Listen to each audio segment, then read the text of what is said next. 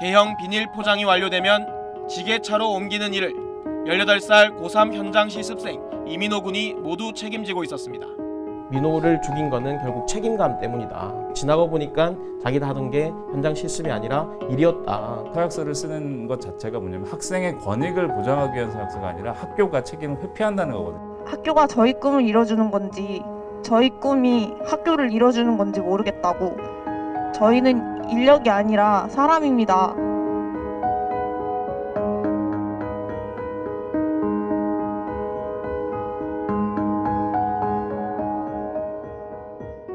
이민호 군이 그 생수 공장에서 일을 했는데, 이민호 군이 하는 거는 이제 생수가 포장이 되고 이제 병에 물이 담겨면은 이제 그게 그 컨베이어 벨트를 따라서 쭉 흘러와요. 그럼 거기서 흘러와서 리프트에 그 이제 물들이 쌓이고, 그 물들이 쌓여서 이제 어느 정도 크기로 거기가 적재가 되면은 그게 이제 포장 쪽으로 넘어가서 포장이 완료가 되면 이제 이민호 군이 지게차 자격증이 있는데 그걸 이제 지게차에 실어서 옆으로 이제 다시 옮겨놓는, 이 전체 공정이 이민호 군이 담당하고 있던 공정이거든요. 그래서 이제 그 당시에도 이민호 군이 그 기계 앞에서 이제 물이 흘러오는 거를 보고 있었는데, 이제 리프트에서 물들이 쌓이고 그러면 이제 그거를 리프트로 들어 올려서 옆으로 옮겨가게 되는 과정인데, 이 리프트가 올라갔다가 다시 내려와야 또 물들이 여기 다시 쌓이거든요. 근데 리프트가 올라갔던 리프트가 안 내려온 거죠.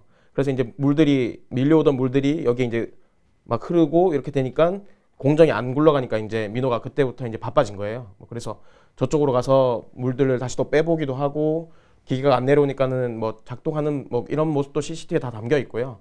이제 그러다가 기계가 리프트가 안 내려오니까 리프트 안쪽으로 들어가게 되는 거죠.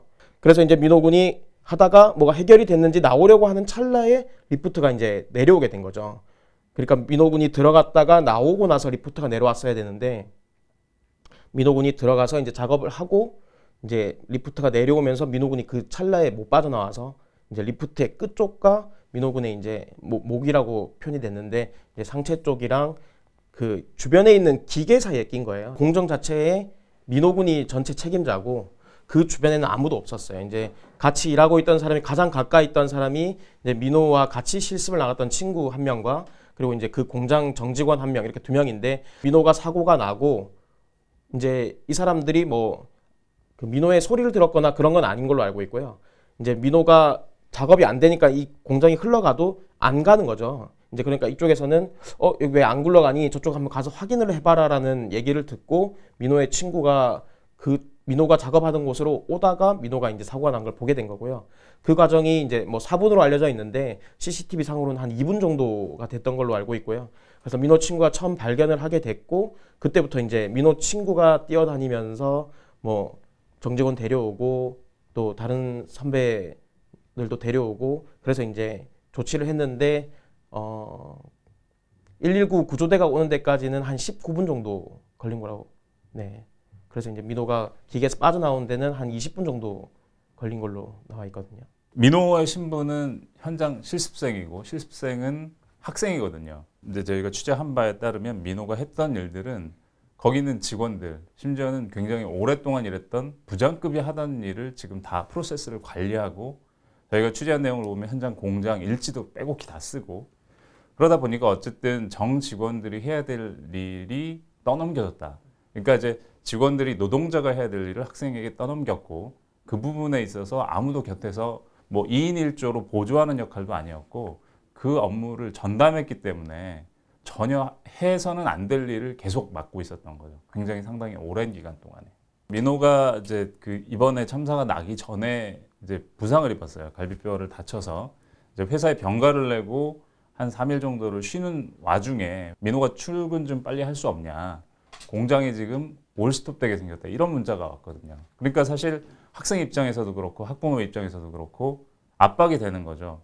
뭔가 지금 실습인데, 학교를 대신해서 나가는 실습인데 얘가 지금 제 역할을 못하고 있구나, 그런 문자가 왔기 때문에 아픈 중에도 이제 다시 출근을 한 건데, 더 문제는 뭐냐면 이 직원이 그만뒀을 때 정상적인 회사라면 새로운 직원을 고용을 해서 써야 되는데, 이 고교생 실습생이 또 잘하니까 얘를 계속 썼던 거고, 그 다음에 직원이 나갔으면 새로운 직원을 뽑아야 되는데, 더 문제가 되는 건 학교에 또 학생을 더 요청했다는 거죠. 그러니까 이게 학교가 아니라 마치 무슨 인력 공급 업체처럼 썼다는 거예요. 그러니까 왜냐하면 그만큼 싼 값에 쓸 수 있고 이런 허드렛 일을 시킬 수 있으니까 학교에 또 요청을 해서 학생을 받고 이런 부분이 계속 반복됐던 거죠. 민호 친구 같은 경우는 이제 피레치 만드는 공장에 취업을 한 친구인데 원래 가서 하게 되는 업무는 이제 현장 실습생이다 보니까 그 공장에서 직접 공정을 다루진 않고 그 공장에서 운영하는 또 뭐 박물관 같은 게 있더라고요. 이제 거기서 현장 실습생으로서 뭐 오는 손님들 맡고 이런 이제 기본적인 일부터 배워나가는 단계였는데 기본적으로 그 친구한테 추가로 된 일이 또 그 업체에서 운영하는 식당에서 식당 일을 도와줘야 되는 거예요. 그래서 6시에 퇴근을 하고 식당으로 넘어가서 식당에서 손님들이 먹고 나면은 설거지도 하고 식당 마무리까지 하고 퇴근하게 되어 있고 그게 또 이제 박물관이다 보니까 주말에 손님이 많다 보니 오히려 토요일에 더 많은 일을 하게 됐던 거죠.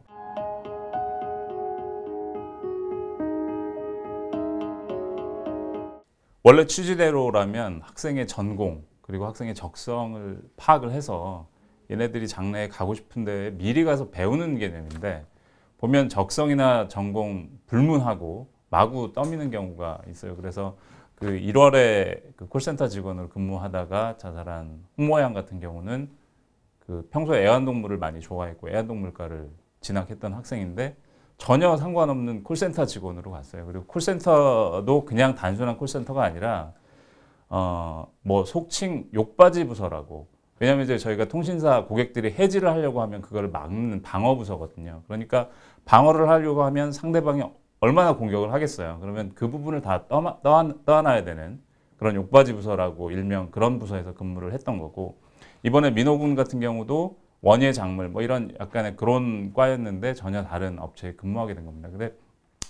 그래서 왜 자꾸 이렇게 전공하고 상관없는 데로 가게 되느냐 그 부분을 이제 들어보면 오로지 취업률 숫자로만 판단을 하거든요. 현장 실습을 보낼 때는 3자가 그 표준 협약서를 쓰게 돼 있습니다. 그러니까 학교하고 학생 그리고 기업이 이 표준 협약서를 쓰게 돼 있습니다. 그 표준 협약서는 기본적으로 이게 그 일반 직원들이 하는 노동의 개념이 아니라 실습이기 때문에 일단 일반 노동자보다는 업무 강도라든가 이런 것들이 현저히 낮게 돼 있어요. 그래서 하루에 아주 길게 하더라도 7시간, 뭐 플러스 1시간까지, 그러니까 8시간까지 할 수 있고 야간이나 휴일 근무는 할 수가 없는 상황이에요. 근데 막상 학생들이 현장에 나가면 근로계약서를 따로 작성을 합니다. 근데 따로 작성하는 근로계약서에는 이 학생과 협의하에 연장근무 할 수 있다 이런 식으로 돼 있어요. 그래서 자연적으로 구조적으로 이중계약 문제가 발생할 수밖에 없고 그렇다 보니까 학교에 보고되거나 교육청에 보고되거나 하는 표준 협약서는 7시간, 하루 7시간 일만 시킨다. 근데 실제적으로 학생과 기업 간에 맺는 표준 근로계약서는 대부분 다 연장근무가 되는 거거든요. 그래서 이중계약 문제가 뭐 거의 만연해 있다. 거의 대부분 다 이렇게 하고 있다 보면 되고 제가 현장에서 만난 학생의 경우를 물어봤는데 지금 한 반에 27명이 지금 현장 실습을 나갔는데 한 기업 빼고는 다 연장 근무한다. 그 정도로 말할 정도로 이게 아예 그러려니 하고 다 만연화돼 있어요. 네.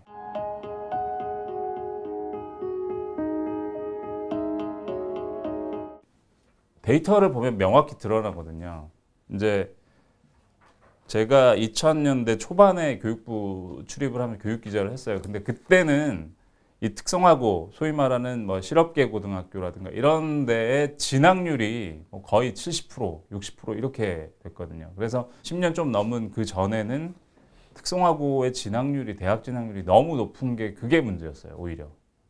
그래서 아니 저 특성화고 목적에 맞게 갔으면 취업을 해야지 왜 이렇게 다들 대학을 가냐. 그래서 그게 오히려 문제인 상황이었는데 저도 이번에 데이터를 찾아보면서 깜짝 놀란 게 이게 완전히 역전이 돼 버렸어요. 그래서 2009년 뭐 2010년 이렇게 넘어오면서 대학 진학률이 뚝뚝뚝 떨어지고 그다음에 그 취업률이 급격히 올라가면서 지금은 이제 역전이 됐거든요. 이게 어떻게 현장에서 이렇게 급격한 역전이 있다는 거는 뭔가 정부가 인센티브의 정책이 확 바뀌었다는 거고 그 시점이 이제 2008년 이명박 정부가 출범하면서 취업률을 다 평가하겠다라고 하니까 거기에 발맞춰서 학교가 정책을 전환하게 된 거예요. 거기서 시작됐다고 저는 생각을 합니다. 취업률로 모든 게 다 평가가 되고 기준이 돼요. 그래서 학교 평가라든가 특히 특성화고나 마이스터고 이런 데는 취업률이 제일 조건이 되는 거고 그 취업률에 따라서 그 교육청의 평가가 달라지고 그 평가에 따라서 정부의 각종 지원금이 달라집니다. 그래서 학교 입장에서 보면 이 취업률이 높아야 돈도 받고 또 새로운 좋은 신입생도 받고 평가도 좋게 받으니까 일단 3학년 2학기쯤이 되면 마구 내보내는 거예요. 근데 좋은 일자리는 한정돼 있고 전공하고 맞는 일자리는 한정돼 있다 보니까 상관이 없으면 그냥 막 내보내는 거죠. 그러다 보니까 학교에서 알선을 해주지 못하고 남아있는 학생들은 마치 자기가 천덕꾸러기가 된 것처럼 눈치가 보이고 그러다 보니까 자가취업이라고 하는데 자가취업을 하다 보면 그런 데로 가는 거예요. 예를 들면 뭐 뷔페 식당에서 서빙하는 일, 그 다음에 뭐 패스트푸드점에서 주문받는 일. 이제 이런 것도 다 근데 문제는 뭐냐면 이게 전공이나 상관없이 그냥 소위 말하는 알바 업무인데 취업률에 똑같은 하나로 머릿수 하나가 채워지는 겁니다. 그러니까 학생, 교사 입장에서는 그렇게 나가더라도 나가라. 그러면서 떠미는 분위기가 생긴 거예요. 이제 이번에 취재를 하면서 처음 들었는데 깜짝 놀랐는데 얘가 나갔다가 적응하지 못하고 돌아오면 학교가 해야 될 역할이 뭔가요?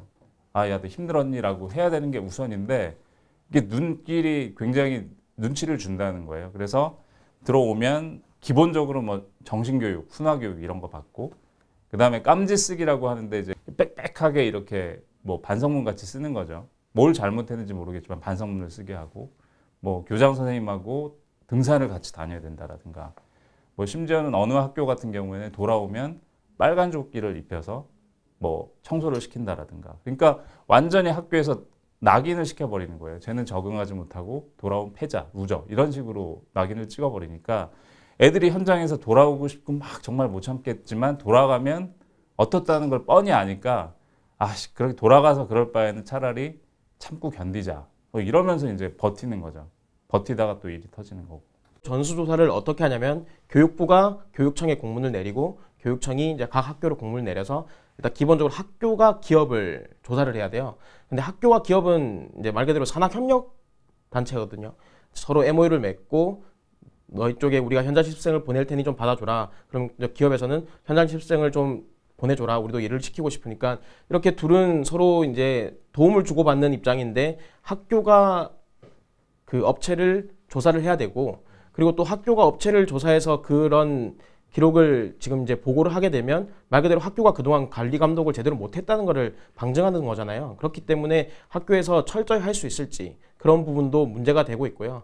특히 이제 청소년 노동인권 관련해서 이제 일하는 사람들 얘기를 들어보면 그 취업 부장이나 이제 취업 담당하는 선생이 그 공장들과 끈끈한 연을 갖고 있어야 그 계속해서 받을 수 있단 말이죠. 그렇기 때문에 그런 사람들이 자기 일을 자기가 관리 감독하는 거기 때문에 그런 기본적으로 학교가 공장을 관리한다는 것 자체가 조금 문제가 있다고 보고요. 그리고 그 체크리스트를 보면은 정말 그냥 한 3문항 정도 있어요. 사실상 이제 뭐 옆에 자세한 사항은 적게 돼 있지만 뭐 안 적어도 상관없는 부분이고 그래서 그 적절 부적절을 체크하지만 뭐 야근, 초과 근무 이런 부분은 묻는 문항도 없고요.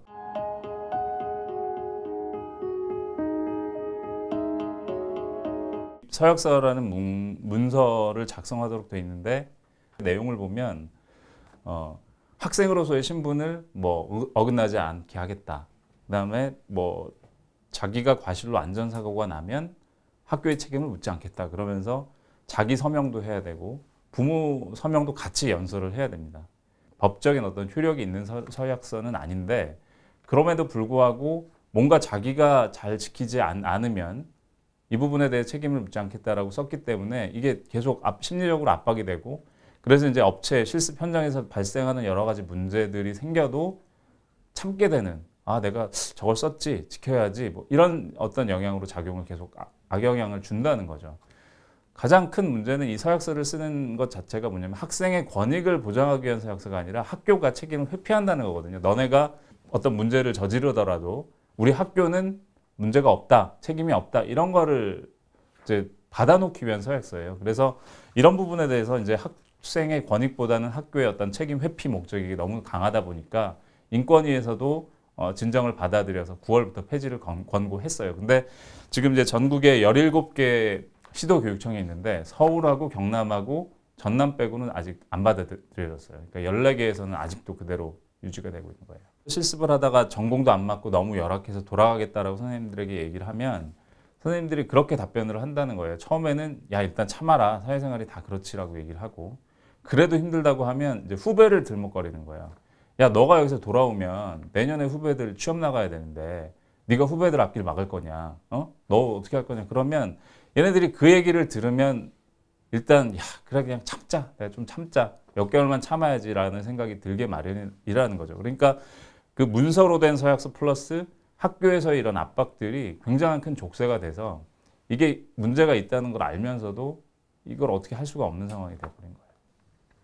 점심시간이 지난 시간이었고 분명히 수업 시간인데 이 광경은 그냥 한마디로 PC방이에요. 게임방. 다 게임하고 이제 거의 몇 사람들 취향에 따라서 영화를 보거나 그 다음에 뭐 거의 요즘 유행하는 게임들을 다 돌리고 하고 있고 기사에는 쓰지 않았어요. 기사에 쓰지 않았는데 맨 뒷자리에 선생님이 앉아 있어요. 이렇게 보고 그러니까 뒷자리에 앉아 있다는 말은 애들이 PC로 뭐 하고 있다는 걸 다 보고 있다는 거거든요. 근데 아무런 제지도 없고 그래서 이제 얘기를 들어보면 교실에 3학년 2학기가 시작되면 한 60-70%는 다 현장 실습을 나가고 그러면 남아있는 학생들 20-30% 학생들을 데리고 과연 정규 수업을 할 수 있겠느냐. 못하죠. 수업은 수업대로 못 받고 또 현장 나가서 교육은 교육대로 못 받고 그런 문제가 심각한 거죠. 2005년에 엘리베이터를 정비하던 현장 실습생이 추락하면서 이제 사망했어요. 그래서 그때 이후에 이제 사회가 한번 충격에 빠졌죠. 그래서 그때 이제 노무현 정부 당시에 2006년에 이제 학교 중심으로 전환시키자라고 해서 그때 나온 조치가 뭐냐면 3학년 2학기 수업의 3분의 2는 채워야 된다, 무조건. 그리고 얘가 만약에 취업이 확정된 경우에만 실습을 내보내자라는 게 정상화 방침으로 이미 문제가 있어서 정상화로 돌아왔던 거거든요. 근데 그거를 다시 정상화를 다시 비정상으로 돌리면서 문제가 생겨서 다시 정상으로 가자는 건데 제 생각은 거기부터 시작하는 게 맞는 것 같아요. 이게 과거 정책으로 돌아간다고 해서 이게 퇴보냐 아니라고 생각해요. 원점으로 기본으로 돌아가는 게 첫걸음이다. 뭐 저는 그렇게 생각합니다. 현장 실습생들의 사고와 이 법안 발의라든가 대책을 쭉 한번 리스트를 뽑아봤거든요. 근데 뽑아보면 정말 웃긴 게 도돌이에 계속 사고 터지면 막 애도하고 추모하다가 법안 발의를 막 해요. 대책 발표를 하고 그러다가 아무것도 바뀌지 않은 상황에 또 사고가 터지고 또 이게 계속 반복되는데 이번에도 마찬가지로 이민호 군이 사망한 이후에 며칠 지나지 않아서 또 법안이 또 발의됐어요.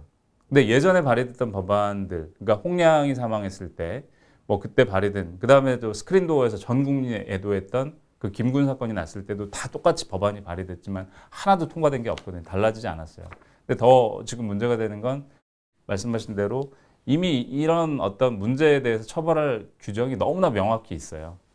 그리고 이게 다른 그냥 과태료 사안이 아니라 2년 이하의 징역, 2천만 원 이하의 벌금에 처한다라는 명확한 규정이 이미 2016년 초반에 생겼거든요. 그것만 사실 잘 지켜지면 그게 어떻게 보면 사회에 보내는 시그널이거든요.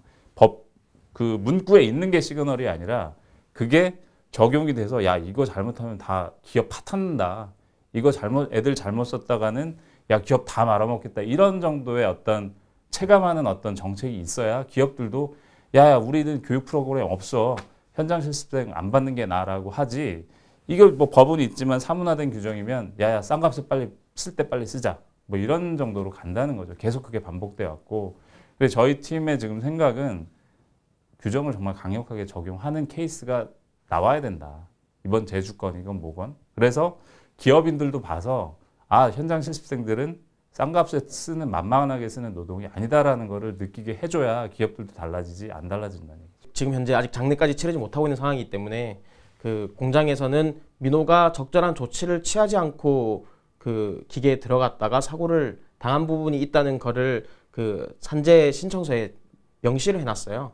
그래서 그 부분을 지금 아버님이나 어머님은 도저히 받아들일 수 없는 부분이기 때문에 산재를 공장에서 제대로 처리해달라.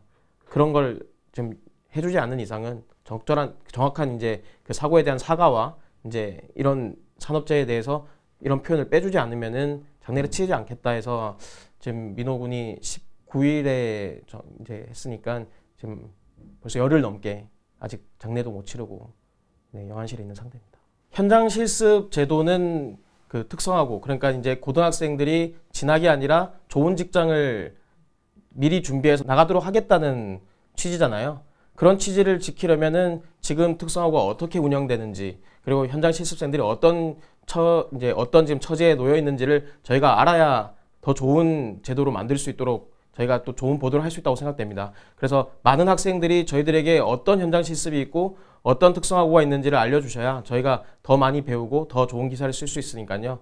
그 지금 어떤 현장에 어떤 처지에 놓여 있는지 저희한테 연락해 주시면 저희가 달려가서 그 얘기 듣도록 하겠습니다. 저희 팀에서 이제 현장 실습 문제에 대해서 좀 구체적인 대책이 나올 때까지 취재를 해볼 생각입니다. 그러기 위해서는 지금까지 밝혀지지 않은 부분, 또 실습 현장에 나갔던 분들이 하고 싶은 얘기가 많을 것 같습니다. 그 얘기를 바탕으로 저희가 얘기를 해야 더 힘이 실리고 정책이 바뀔 것 같습니다. 그래서 저희는 계속 귀를 기울이고 제보를 기다리도록 하겠습니다. 현장의 문제, 지금 겪으셨던 내용도 좋고 과거에 나갔을 때 문제, 이런 부분에 대해서도 언제든지 연락 주십시오.